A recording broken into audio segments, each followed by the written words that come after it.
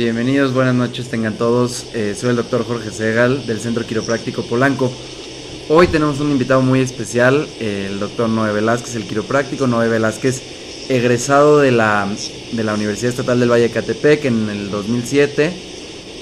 Fue maestro de filosofía quiropráctica durante 5 años en la UNEVET, que es la Universidad Estatal del Valle de Toluca, y ahora hoy en día ejerce como el coordinador de la carrera de quiropráctica en la universidad más nueva que da esta profesión en México, que es la UV, la Universidad Veracruzana. Tiene este programa desde hace poco tiempo y Noé tomó la responsabilidad de ser el coordinador y realmente está llevando a cabo un papel extraordinario. Es para mí un privilegio darte la bienvenida, Noé. Muy buenas noches y muchas gracias por aceptar la invitación. No, muy agradecido contigo por haberme invitado. No, con mucho gusto. Déjame nada más les cuento rápidamente que hoy vamos a hablar de unos temas muy interesantes. Vamos a hablar de un poquito de la historia de la quiropráctica, quién empezó la quiropráctica, quién fue el que realmente la desarrolló, y vamos a hablar un poco sobre qué hay más allá del enfoque mecánico, y a esto le vamos a dar muchas vueltas, vamos a entrar por muchos enfoques, pero el doctor Noé nos va a explicar cómo hoy en día casi todos los enfoques que hay de la salud se trata de un enfoque mecánico, y cómo hay algo mucho más atrás de esto. Entonces, pues me gustaría que empecemos un poquito, como te decía, por la historia, a lo mejor una breve introducción. ¿Quién es BJ? ¿Quién es Didi? Tal vez empezar por Didi y después quién es BJ. Ok. Bueno, empezando por Didi Palmer. A Didi Palmer lo conocemos como el descubridor de la quiropráctica.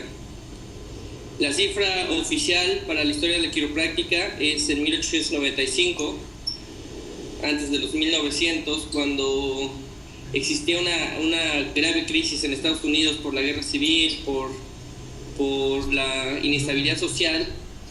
Didi Palmer era un supervisionario y era una persona muy curiosa, era una persona que se preguntaba todo el tiempo por qué pasaban las cosas.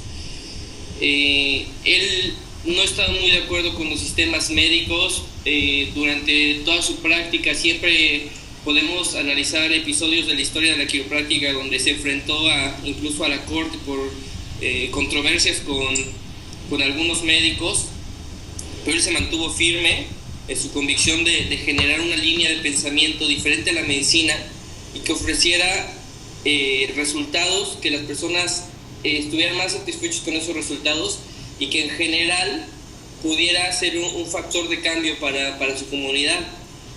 Tal es así que en la época de la gripe española en Estados Unidos, los pueblos como Davenport, donde se atendían más quiroprácticos y más personas con los quiroprácticos, son pueblos que la tasa de mortalidad por la influenza española fue súper baja comparada con el sistema médico.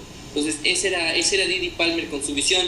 Tenía un carácter bastante agresivo, en el sentido de que trataba siempre de que sus ideas fueran para el frente, nunca agachaba la cabeza, y eso lo llevó a tener muchos enfrentamientos, pero finalmente la quiropráctica que está hoy inició gracias a Didi Palmer y a sus propuestas. Muy bien, entonces él fue el creador, digamos, el que empezó la quiropráctica, y después vino BJ Palmer. ¿Quién era BJ Palmer? BJ, al llevar el apellido Palmer, es porque BJ es el hijo de Didi Palmer.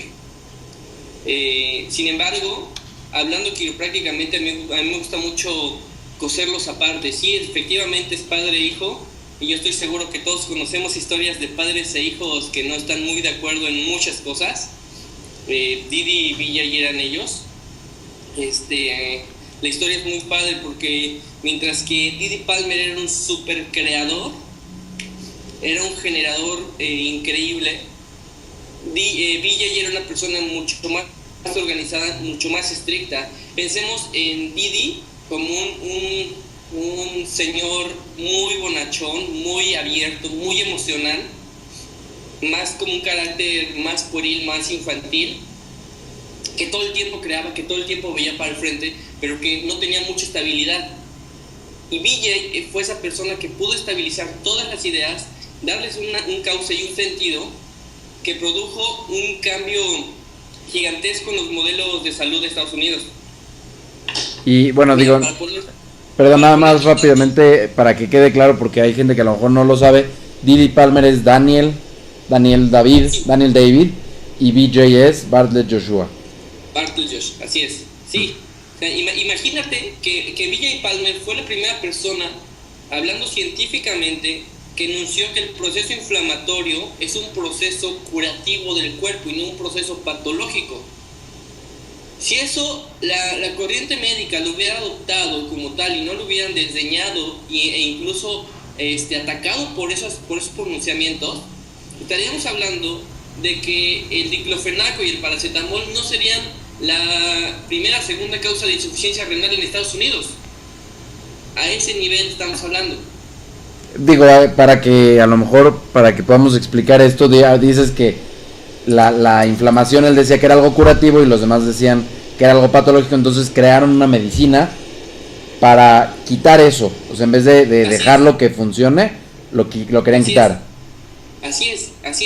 Entonces ellos trataban de dar medicamentos, descubrieron medicamentos maravillosos para que la inflamación ya no estuviera. Y BJ peleaba que tenían que dejar la inflamación, que la inflamación estaba allí para proteger al cuerpo. Y los médicos decían, ¿cómo eso va a proteger al cuerpo si es algo malo y aparte duele? Y BJ decía, sí, pero el dolor también te protege. ¿Cómo algo que te duele te va a proteger? Entonces inventaron analgésicos y antiinflamatorios. Y ahora sufrimos muchas personas las causas de sus analgésicos y sus antiinflamatorios. Para que la gente se dé cuenta un poquito de qué años estamos hablando, platícanos en qué épocas BJ fue que estuvo participando, desde qué año empezó y hasta qué año escribió a lo mejor su último libro, sus últimos artículos. Ok, BJ siempre tuvo a su lado a Didi Palmer. Siempre se comenzó a educar con Didi Palmer. Nunca realmente fue a la escuela, excepto a la escuela básica y al high school, pero después de eso abandonó los estudios y se fue con Didi.